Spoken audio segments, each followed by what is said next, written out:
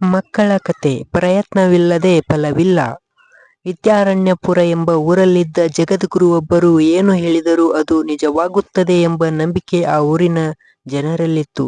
ಹಾಗಾಗಿ ಆ ಊರು ಮಾತ್ರವಲ್ಲದೆ ಸುತ್ತಮುತ್ತಲಿನ ಹಾಗೂ ದೂರದ ಊರುಗಳಿಂದಲೂ ಜನರು ಅವರಲ್ಲಿಗೆ ಬಂದು ತಮ್ಮ ಭವಿಷ್ಯ ಕೇಳುತ್ತಿದ್ದರು.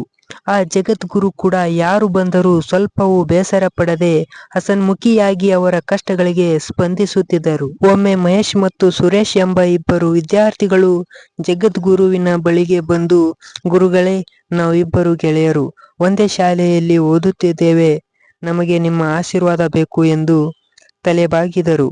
ಜಗದ್ಗುರು ಅವರಿಬ್ಬರನ್ನು ಒಂದು ಕ್ಷಣ ತದೇಕ ಚಿತ್ತದಿಂದ ನೋಡಿ, ಮಹೇಶ್, ನೀನು ಒಳ್ಳೆಯ ಅಂಕ ಗಳಿಸಿ ಪರೀಕ್ಷೆಯಲ್ಲಿ ಪ್ರಥಮ ದರ್ಜೆಯಲ್ಲಿ ಪಾಸಾಗುವೆ ಎಂದು ಹಾಗೂ ಸುರೇಶನಿಗೆ ನೀನು ಪರೀಕ್ಷೆಯಲ್ಲಿ ಫೇಲ್ ಆಗುವೆ ಎಂದರು.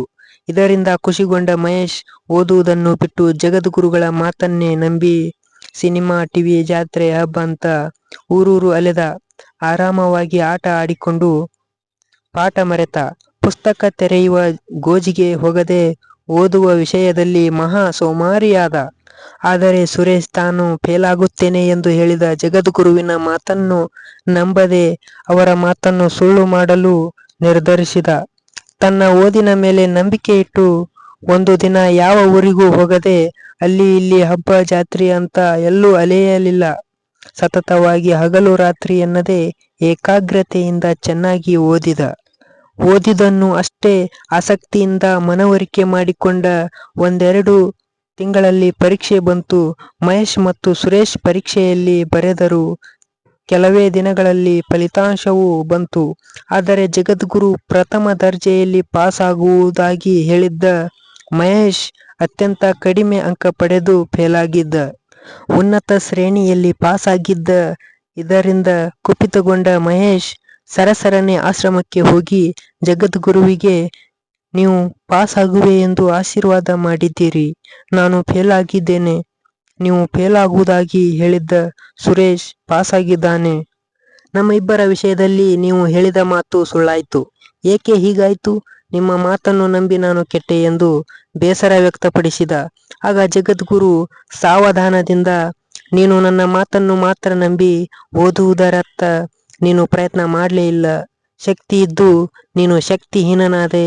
ಪ್ರಯತ್ನವಿಲ್ಲದೆ ಎಂದು ಫಲ ದೊರೆಯದು.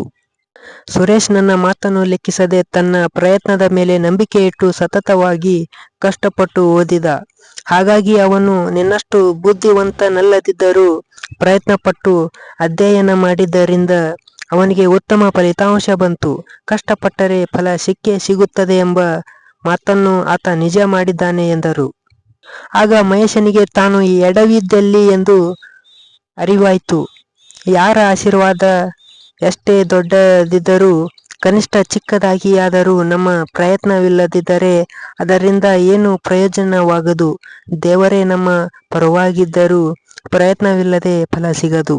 ನಾನು ಅನ್ಯಾಯವಾಗಿ 1 ವರ್ಷ ಹಾಳು ಮಾಡಿಕೊಂಡೆ ಎಂದು ಆತ ಪಶ್ಚಾತ್ತಾಪ ಪಟ್ಟು ಮುಂದೆ ಹೀಗಾಗದಂತೆ ಎಚ್ಚರ ವಹಿಸಿದ. ಕತೆ ಮುಕ್ತಾಯವಾಯಿತು. ಧನ್ಯವಾದಗಳು.